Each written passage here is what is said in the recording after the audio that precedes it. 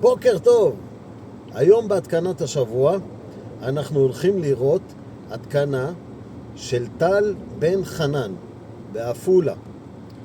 טל הוא הבעלים של פיקסל, פתרונות אבטחה מתקדמים, ואנחנו הולכים לראות את ההתקנה שהוא עשה. טל בן חנן הוא המומלץ שלנו להשבוע. בואו נראה את ההתקנה שלו.